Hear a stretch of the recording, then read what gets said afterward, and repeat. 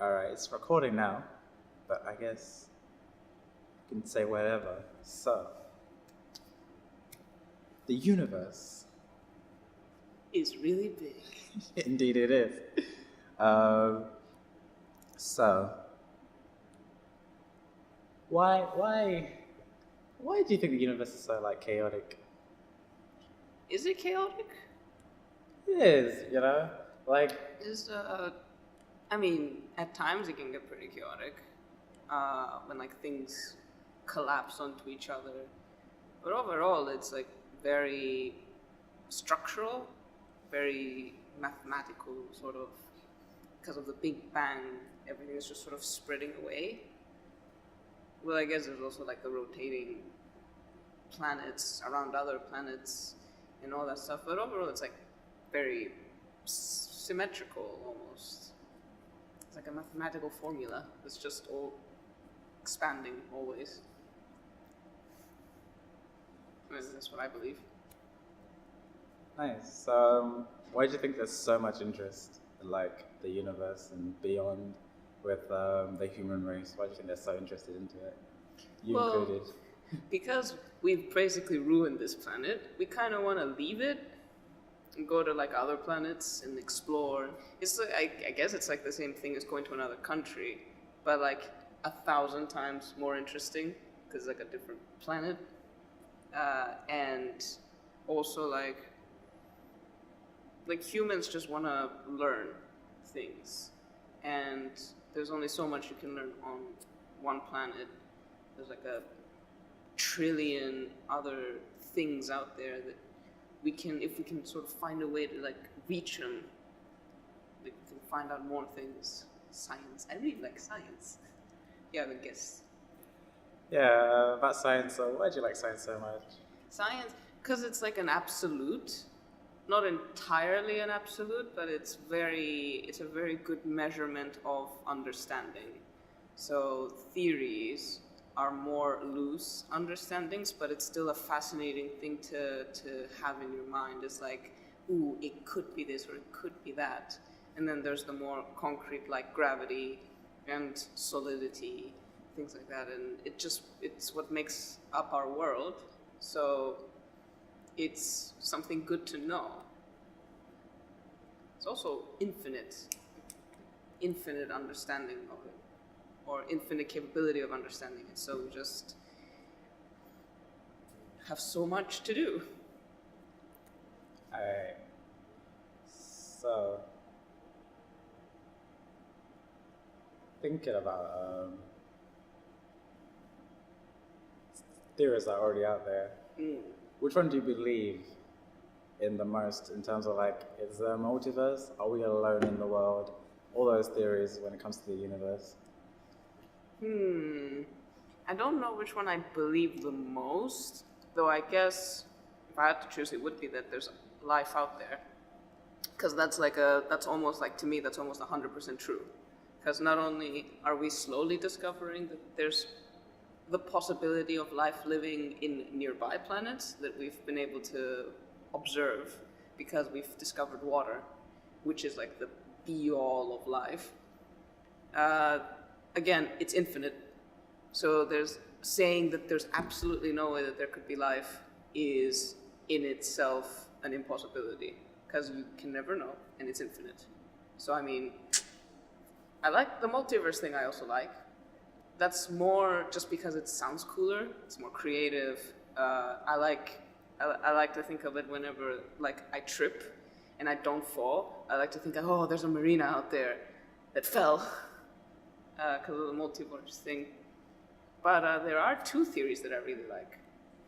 One is called, they're kind of related to each other. I recently learned about it when I went to California.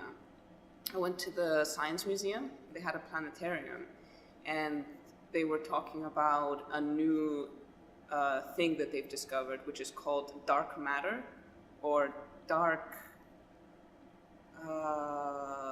energy.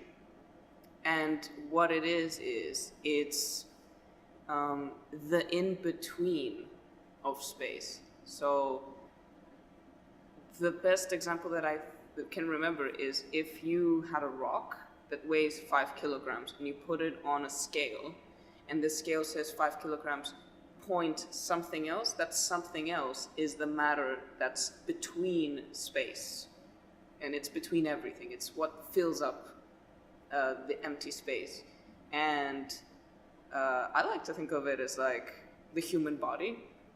So like the planets are the bones and the organs, and the space is the blood, but the dark energy, or the dark matter, is the fiber, or that weird neural looking thing that keeps everything together.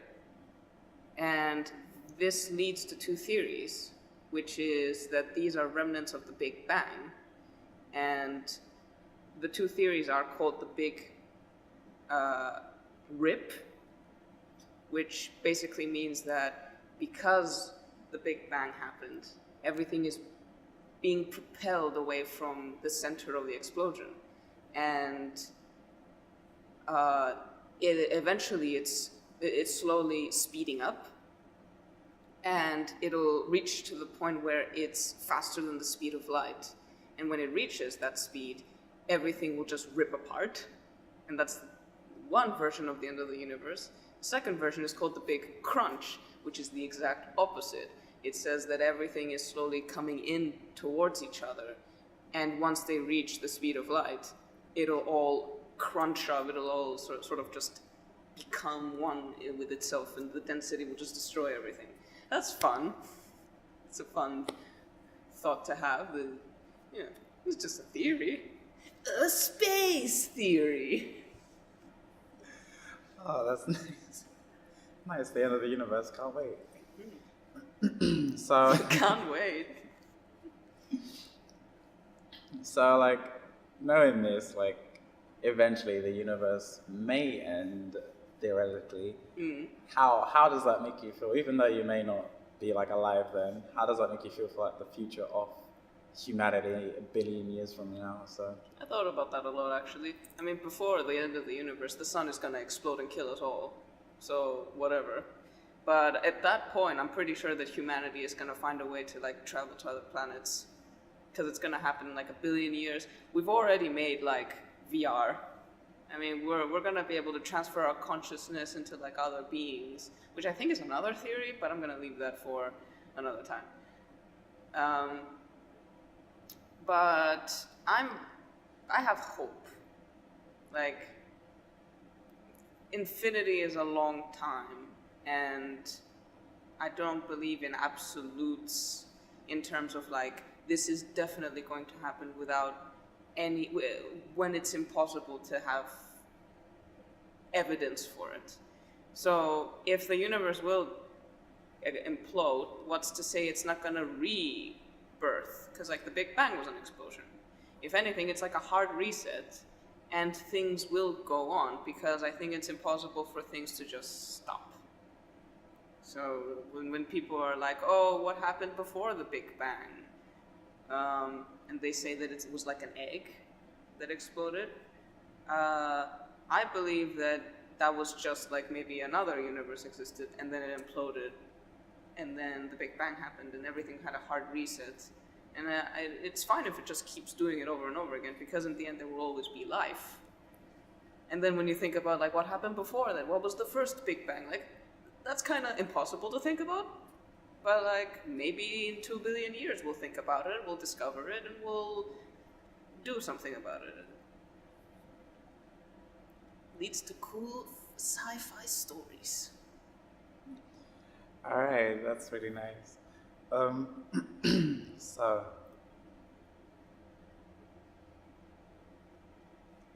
Skip.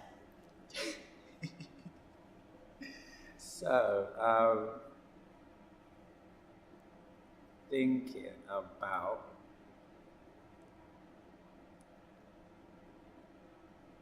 life itself, which is like something human beings can't comprehend, like the end of life.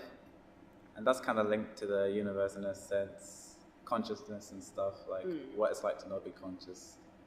Like, what's your point of view on that? Oh, there are plenty of times when I was going to fall asleep and I was thinking about how it's like to die, and then I start crying because I was incapable of comprehending not being alive.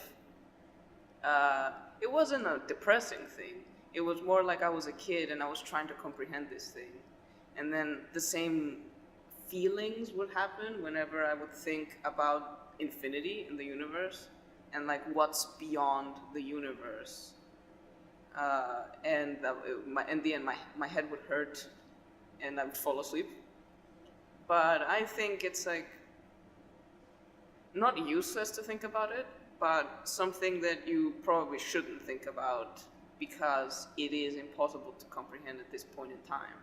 And just do what you like to do, just if you want study and like and imagine the things that you can instead of chasing the things that you can't. Life lesson. Touching up on that, science seems to love trying to answer questions they can't answer for some reason. Like the Higgs boson. Yeah, exactly. Is that what it was called? Bose. The Higgs particle?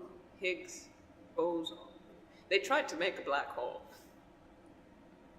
Oh, with the was it the they were gonna super mash two particles together. Yeah. And see what happens. Oh, I love science. It's like let's just throw two shits together and see what happens. Oh, and even bigger shit. Am I allowed to swear? Probably not, right? Yeah, I think you are. Alright. It's for adults. This was adults. Kids go away. Forget about the life lesson. Well, I mean, you can always have life lessons even if you're an adult. I remember when that happened, the Higgs boson. I didn't fully comprehend what was going on. I just remember comedians saying, like, even if there was a 0.1% chance of a black hole happening from this experiment, I wouldn't do it. I wouldn't doom the entire race for pure curiosity. Turned British there for a second. But apparently that's not what happened. It kind of was. They mashed two particles together and they discovered something even smaller exists, I think. Don't quote me on that.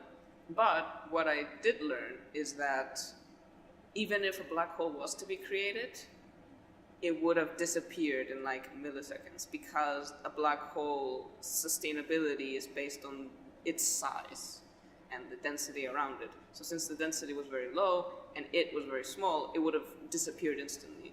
In order for a black hole to be big enough to be a threat to Earth itself, it would have to be as big as the moon. So that's pretty big and pretty impossible for us to create. Though that's not a challenge. Please. I think a lot of scientists are taking challenge accepted. God damn it. Well, at least do it on other planets. Like, I kind of like this one, and I'm gonna live in it for like the next 50 years. Maybe more, hopefully. With the way humans are aging, becoming older and older. Immortality is an interesting thought. It is actually. Many people think to be immortal would be boring, but you'd have to experience it to think. Yeah. To know Again, it's boring, yeah. You can't think in absolutes if you can't, if you don't have evidence of it. I mean, jellyfish seem to have a good time being immortal. I would love to be immortal and be able to choose when I die, because the fear of death at any point from anything is terrifying. So, do you feel like the fear of death is what kind of drives most things humans kind of believe in terms of like what happens after death and religions and science itself, really? Like the uncertainty of death. What is your point on that? I thought this was about space. Are we getting political? I mean, not political. Yeah. It's, I think people, when you're young, you don't comprehend death. And then as you get older, you start to realize your time is limited. And at first you panic, because holy shit. And then you start to find meaning in anything. And that's when your life starts to take a new turn. Now, I imagine that in older times, you die a lot more frequently, and you're younger when you die because of several reasons. So it's more like I would imagine it's like, oh, quick, I'm gonna die soon. I better find meaning quick, and I better truly believe in it, or else what's the point? And when religion started coming up, it was not only something that was, I would almost say, beautiful, because it's like something you believe in with a lot of people, so it immediately validates your beliefs. But it's also sometimes a very good message, and it also gives you that hope that you will continue to live on. So it's like everything a human would want, while also teaching you good values. And then it just got corrupted. And while it's still good in some respects, it's also bad in others. And in the end, I would say it's only bad because of the life choices of certain people. So in the end, it's all about life choices. You only have one life, and you have to choose very quickly what you want to do with it, and you just rush instead of taking your time. So scientists, I like to think, take their time, because science, my God, it takes a long time to prove things, to mathematically create sort of in order to make the equation, to first come up with the theory, come up with the equation, prove the equation, prove the theory, and then apply it, takes a long time. And that requires the highest of dedication. Because most scientists, I think, don't believe in religion, so they just believe that this is it. And they've just dedicated their entire life into this one thing, which I find amazing, because dedication is probably the best thing to have in one's life. That's nice that you said that, because I was thinking about things like theories, like even you have theories that were like started in like the 80s that haven't been solved yet, and then 80 or 20 years later somebody solves it through their death, even though the scientists who thought of the theory is dead. So that makes me think about how the whole scientific community is like a whole, I don't know, they're all together in believing. It's like a ever building block, one after the other. It's not like Jenga, which I think religion is kind of like Jenga. Like you build up all these blocks, but then people start taking certain things out of it, and then eventually it'll just collapse onto itself. And then someone yells, Jenga! Murder the infidels. No, we're not getting political. It was just a joke. Hold on. Cut that part out. If you haven't been recording, I will kick you. It has been recorded, don't you worry. It's Okay. running out of battery almost. But I'll pause it there. Yeah? Arrival's a good movie. It's a good movie, but unfortunately it tried too hard. It tried to have a twist, while it was already a very interesting film with like the concept that it had. And what it ended up doing is it ended up feeling like two different movies, and that had two different twists. So both of them lacked impact for me. But apparently a lot of people love the twist, so that's great. If you love the twist, then this is an amazing movie. If you didn't like the twist, then like me, you thought it was a very ambitious, very well-executed movie that tried too hard at the end. That's my review of Arrival. Pay me money, YouTube. So in terms of space, the running theme everyone loves is aliens, outer space creatures who are like more advanced than humans. Yes, but can I fuck it? I don't know. Probably. The genetics and bodies are different. Like, but like everybody talks about probing. Like, I don't understand why the first thing you think of when aliens come to Earth is that they basically rape us with anal probes, especially anal probes. What? Like, is it because in human culture rape is the worst thing ever, and we immediately assume that aliens from another world are gonna do the worst thing ever to us? Like, they're not human. If you haven't noticed, human beings are amazing. Any animal we see, we immediately want to pet. Why can't we think that for aliens. They just come here and the first thing they want to do is touch our cheeks and like slap us across the face, but maybe that's like a greeting. I don't know. Maybe they're masochists, maybe they like pain. Maybe they want us to slap them in the face. Get creative. Like they could literally do anything. They could show up. They could give us a little kiss on the cheek. They could probably, you know what? You know what, audience? I think that aliens, being very smart, would probably observe us first and then come to us. So they would see all the shit that we talk about them, and then they would know how to act accordingly. So first of all, they'd send us like a whole bunch of evidence first that they exist, so that we don't freak the fuck out and nuke them 5 times over when they show up. And then once we acknowledge them, then they're gonna be like, all right, now, remember the movies, guys. Don't act weird. Don't hit anyone. Don't get angry. Just chill and don't piss off the One Direction people. Okay? Just go down, act totally normal.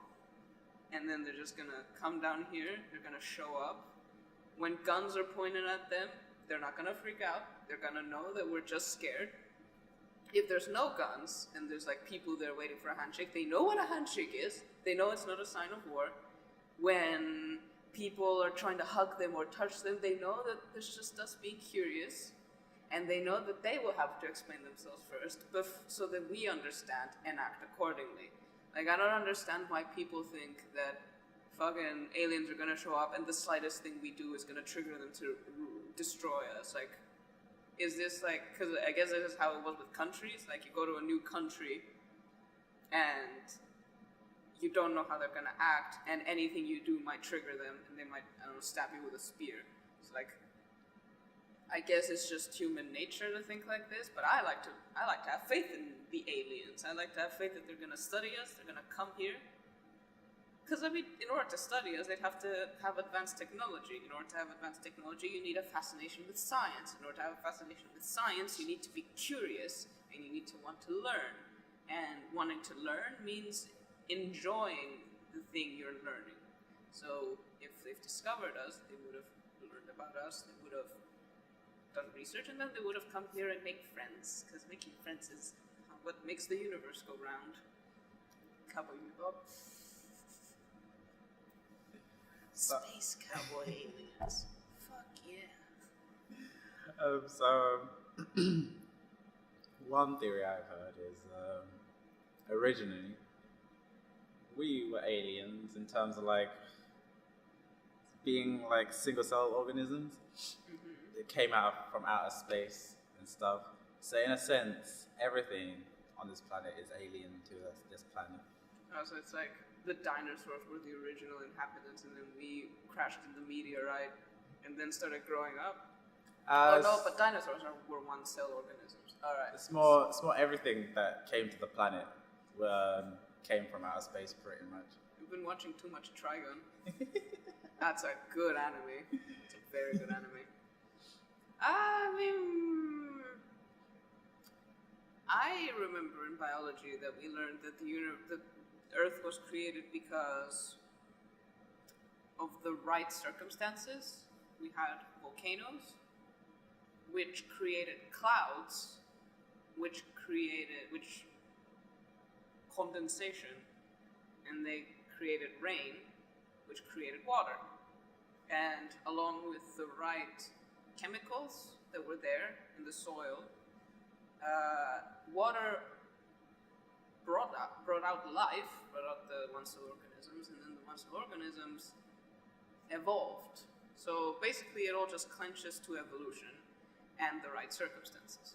If we were aliens, then it would mean that the chemicals and soils that combined with the water maybe fell from the atmosphere and started living, which means that the reason why alien organisms are not attaching themselves to Earth now is because the right circumstances are over. So there's no lava sort of surrounding the Earth to cause this to happen. So I guess it's possible if you combine these two theories with certain facts that we know. So it's a fun theory. Do you then feel that you're sort of lucky that the planet happened to have the right materials for life, or it was all science just did its thing? Yeah, as I feel about it as much as I do with the whole you being born is like 1 in a million. Because it's like, it's beyond my control. So I'm definitely very happy it happened. But it has less of an impact to me because it's such a big thing to think about. Like, oh, it took a 1 million chance for me to be born, and it took a 1 in a trillion chance for this planet to exist, for me to be born, and evolution. It's just too much time and years and calculations to really have an impact on you. Not because it's not amazing, but because it's too amazing for you to comprehend. But yes, very, very lucky. Definitely. We're all lucky. So yeah, probability is quite a fascinating thing in science. There's always a probability of anything happening, like anything. And you can learn more about that in my school thesis, Bayesian Network Repositories. Check me out at King's College, London. In about 3 months it will be complete. If you want probability